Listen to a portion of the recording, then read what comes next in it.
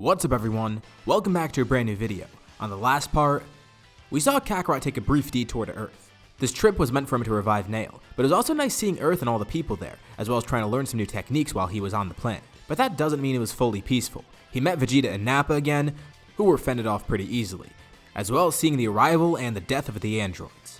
But as he heads back home, it seems a new threat is looming about. Today, we'll be entering the Lord Slug arc.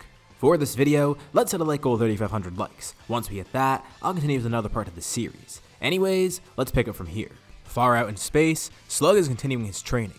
He can tell he's definitely getting somewhere, but he still needs more time. If he keeps up with this, eventually he'll be strong enough to not only rule over Namek, but everywhere. He can rule the entire galaxy, maybe even more. His goals are getting even bigger and bigger. The stronger he gets, the more he wants. But obviously, this is all going to take some time. He needs to return at exactly the right time. Not too early, not too late. By now, Kakarot's probably back there, and that's his biggest threat. But if he's able to defeat Kakarot, Namek will be his, as well as the Dragon Balls and all the power he can get. Back on Namek, Kakarot is training with Nail. He's very glad to have his master back, but Nail still wonders why Kakarot's so paranoid. He knows Slug might be trouble, but it can't be that bad, right? There's no way he's not going to be something that they can't handle. But Kakarot doesn't really know. He tells Nail. They both remember how strong he was. He may have not been on their level, but he was close. And even though Kakarot does have Super Saiyan right now, who knows? Maybe Slug will find something different, something similar to that that'll make him very strong. They don't even care about his intentions either. They just know that they're malicious, and that's why they need to stop him at any cost. Nail hears Kakarot out more and more, and realizes that he might be right. Slug had to have left for a reason. He was so set on trying to rule Namek. There's no way that he's not going to return. He's probably out training somewhere, trying to seek some new power to actually do this. But Nail tells Kakarot to stop worrying. They've encountered bigger threats before. Slug shouldn't be that bad. They know him. They know his fighting style. And even though he can get strong, he probably can't get too strong. At least not at the rate that they do. As long as they train, they'll be perfectly fine. The two start to prepare, not knowing when he's going to arrive or if he's even going to come back. They know it's likely, but they don't know the details. Slug continues his training elsewhere. And at a certain point, he considers himself a Super Namekian. This is exactly what he was aiming for. There's no changes in his physical form like a Super Saiyan has. But he could tell. He's changed. He's accessed a new realm of power. He feels so energized, and that evil impulse within him, it's greater than ever. Whether this is an actual new state for him, or just some mental thing, he's not entirely sure. He begins his conquest though. If he's going to eventually go to Namek, he's got to start small first. It might be worth it to actually test out his power and his conquest skills. From across space, Kakarot and Nail feel its familiar but malicious energy. It's definitely Slug. He's out there somewhere, and something just happened. Maybe this is a signal. It's some sort of proof that maybe he's about to come back to Namek. And that power that they felt, it's nothing like they've ever felt before. Not to mention the distance that they felt it over. That must mean he's a pretty big deal right now. The rest of the Namekians prepare too. The good thing is, none of the others are like him. They don't have that evil instinct that he has. And they don't want to join his side. Namek is a peaceful place. And with Mori as the Grand Elder ruling over, it stays the same way that it did when Guru was there. But of course, Slug wants to destroy that all. He wants all the Namekians to join him, become strong, form an army. Not like the one they made in self-defense against Frieza, but an offensive one. With their power and abilities, Namek can expand across the universe, and under Lord Slug's rule, he can accomplish this. But in terms of his power now, he actually doesn't even care about that. If this doesn't go well, it doesn't matter. He can just kill the Namekians, and move on to another place. It'll be an experience for him to get stronger. This is their last chance to join him. All he needs now is the Dragon Balls too. He can enhance his power that way. So he does need to return regardless just for that. He ventures out into space, going back to his home planet. Not long after, he arrives just like Kakarot and Nail expected, and once he gets there, there's an entire Namekian army waiting for him. He steps off his ship, greeting everyone. It's good to see them again. He sees this army here. Is this all for him? Are they going to join him, or are they going to fight him? Kakarot says that he should know the answer. Slug chuckles. They clearly don't know where his power is right now, but it's fine. He doesn't blame them for that. He has to demonstrate it after all, and he tells them they have one last chance. Anyone who wants to join him now should step up and join him. Otherwise, they'll just die with the rest. Kakarot tells him he really doesn't know what he's up against, does he? He saw Kakarot before. He's a Super Saiyan. And Slug says he knows. He knows what Kakarot's power was like. And knowing that Kakarot is a Saiyan, he knows he probably got a lot stronger during this time period. But Slug's a prodigy, a mutant. His growth is insanely fast as well, and Kakarot and Nail both know this. He says he's endured the harshest training he could, trying to gain as much power as he possibly can. And he feels confident. At his current level, he'll be enough to beat all of them, including the Super Saiyan Kakarot. It seems like there's no way to talk him out of this. Kakarot powers up into Super Saiyan, being the first one to launch into battle. The rest of the Namekians actually don't fight there. They're mainly there for support. If they all fought at once, they know they'd be putting their lives at risk and just getting in the way. As they watch Slug fight with Kakarot, they realize how big the gap in power is. Even though they're all really strong, especially after the fight with Frieza, none of them individually could help in this battle, besides Nail of course. And Nail does join in to help. Slug begins laughing. He sees a surprised look on Kakarot's face. What's wrong? All that cockiness is gone. Maybe Kakarot realized what he was truly up against, that Slug wasn't bluffing at all. And Kakarot says that's not it. He knew Slug wasn't bluffing. They've been preparing for this all along. He's just surprised that Slug went through with it. He knew Slug was plotting something, but he didn't expect him to follow through.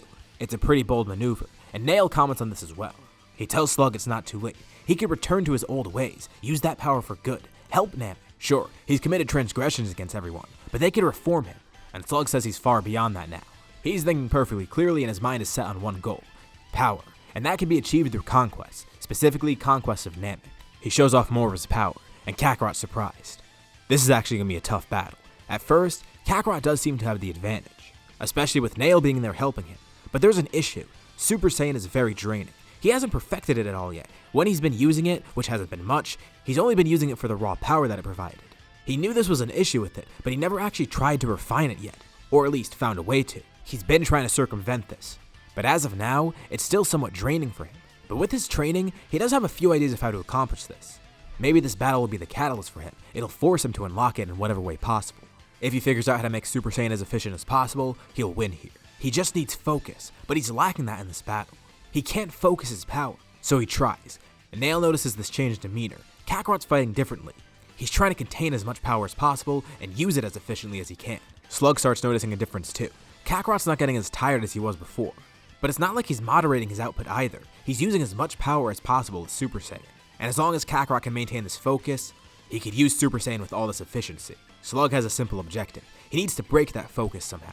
That'll give him the upper hand in this battle. It'll make Kakarot tired out, giving the perfect opening for Slug to kill him. First, he needs to get Nail away.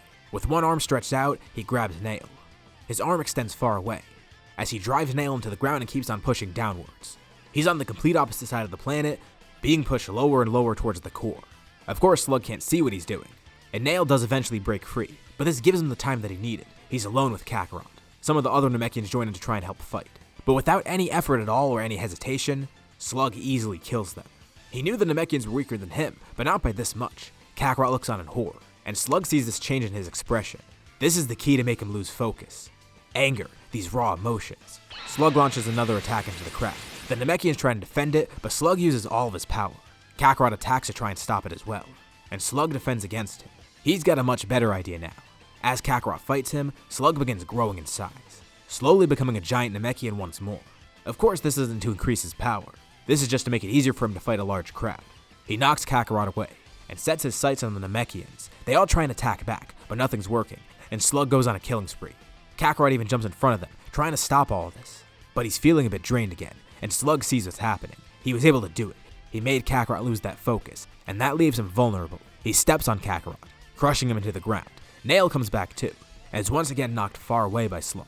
Kakarot is under Slug's foot. He's injured and trying to push it back. And even though Slug is making him lose focus, he's also doing something else. He's making Kakarot unreasonably angry, pushing him to the brink of death too. Kakarot watches helpless as Namekians around him are slaughtered. He's getting mad, angrier than he ever was before. Slug is no different than Frieza, and he yells this out too. He's just another tyrant disrupting peace for no reason, and he knows the stakes behind this too. He wants the Dragon Balls just like Frieza. He wants to kill everyone here just like Frieza. He's changed so much. He went from being a Namekian to a monster, and Kakarot wants all this to stop. His friends, they're all dying, but he's too weak. Nothing he could do could help. He could try the Mafuba, but he's pinned down. He needs an opening for this. Slug stomps down on him again and again, but eventually he feels some resistance. Kakarot stands up, lifting Slug into the air. Slug tries to step down on him again, but Kakarot catches his foot. He grunts and then shouts, launching Slug way up into the sky. His aura flares up, way beyond where it was before. The other Namekians all watch on. Nail's confused too. Electricity courses through the area, and Kakarot's hair spikes up even further. His energy soars, and he's completely blinded by anger. Slug's floating up in the sky. What is this? He launches down in the ground. His fist is out in front of him and he's ready to kill Kakarot. It seems he unlocks some new power, a new evolution of Super Saiyan maybe. As Slug flies down towards him at immense speeds, Kakarot puts both hands out in front of him. He launches a massive wave of ki from each hand, pushing Slug back and injuring him. And as much as he's blinded by his anger right now and would love to just kill Slug right here, he knows that's not going to be possible. He doesn't want to draw this battle out for any longer. Slug's surprised at the sudden increase in power, but more surprisingly, Kakarot pulls something out of his pocket, It's a small jar of sorts. He places it on the ground. Kakarot doesn't know what just happened to him, but this is his opening. Immediately he takes the opportunity, performing a Mafuba. Slug is caught up by this wave, and he's unsure of what to do. He tries to escape, but he can't. Nothing's working. He gets closer and closer to the jar as Kakarot throws him down. And at the last second, he gets an idea. He splits away from himself. He's not able to evenly split. Most of his power ends up getting sealed with his main body in the Mafuba jar. But he does clone himself into another copy, although he's a lot weaker. He's breathing heavily, unsure of what that was, and Kakarot looks on in disbelief. There's no way. He circumvented the Mafuba. Angrily, Slug launches at Kakarot, and Kakarot's not sure what to do. The good thing is Slug is a lot weaker, but Kakarot's also weakened too. He's lost a lot of energy, and he's pretty injured. Even though he unknowingly transformed into Super Saiyan 2 and had that burst of power before, his energy is still fleeting, and pretty rapidly. But right now he has the advantage in strength. He just needs to kill Slug as quickly as possible. But then he notices something weird. During his battle, he sees a meteor in the sky. Slug looks up too, unsure of what it is. Nail props himself up weakly, trying to see what's going on. Wait a second, he senses some power coming from it. He recognizes what it is. Kakarot's too caught up in the battle to even try and sense what's going on. But he and Slug are then both blinded by a bright light. Just about this point, Kakarot powers back down into base. He has no energy left to help him. He could try transforming into Super Saiyan again, or whatever that form was that he just unlocked, but it might kill him. It'll put too much stress on his body. But as he looks up at this bright light, he feels weird. Wait, that's no normal light. Slug looks on in confusion, and then in horror. Kakarot begins growing, larger and larger. That light was an artificial moon. He transformed into a great ape just now, and thankfully, unlike Super Saiyan, this isn't draining power from him. He could use this easily. He's surprised he didn't think of it before. And this power boost should still be enough. Even though the battle is a lot closer right now, this will help. But he wonders, how did that ball appear there? And then he realized what happened. That wasn't a meteor, that was a spaceship. Over the horizon, another great ape runs towards them, jumping high up into the sky, stomping down a Slug who's now smaller after the Mafuba. It's Raditz. He tells Kakarot not to ask questions, just finish this quickly. He'll answer everything later. Slug faces the combined might of Kakarot, Raditz, and Nail, as well as the remaining Namekians who try and jump in to help. He gets beat up more and more, taking more damage, even to the point where he can't regenerate much. Kakarot then grabs onto him, lifting him upwards. This is what a Super Namekian is? That's kind of pathetic. He opens his mouth and a large ball of energy forms in front of it. He claps his hands together, stunning Slug midair, launching a massive mouth blast that incinerates him. He then powers down, going back into his base form along with Raditz. He has so many questions right now. What was that power that he accessed during battle? Why is Raditz here? And how did he know to come just now? And also, how are they supposed to revive all those Namekian? Well, Nail tells Kakarot not to worry about that. Sure, they all did die, which is a tragedy, but they have the Dragon Balls. They can't use Purunga though, he can only revive one person at a time. Well, before he could, but now with Mori as the Grand Elder, he made some upgrades. And thankfully, because Kakarot protected the Dragon Balls, those Namekians will be back soon. They just need to ask Purunga. Oh, good. Well, that kind of diminishes his anger, but still, this actually really helps lift up his mood. Okay, but then he turns to Raditz. Why is he here? Well, Raditz has a lot to tell Kakarot. He's been up to some stuff out in space, but first he explains why he's here and how he even knew to get here. When Slug first powered up a few days beforehand, he knew that there was probably trouble. In all honesty, he never really liked that Slug guy, and he knew Kakarot didn't like him too much either. He assumed the worst and thought that by the time he arrived on the planet, it would already be desolate and everyone would be dead. But thankfully, as he got close by, he sensed his brother's power soar as well. But it also started going down, so he thought he might have needed a little help.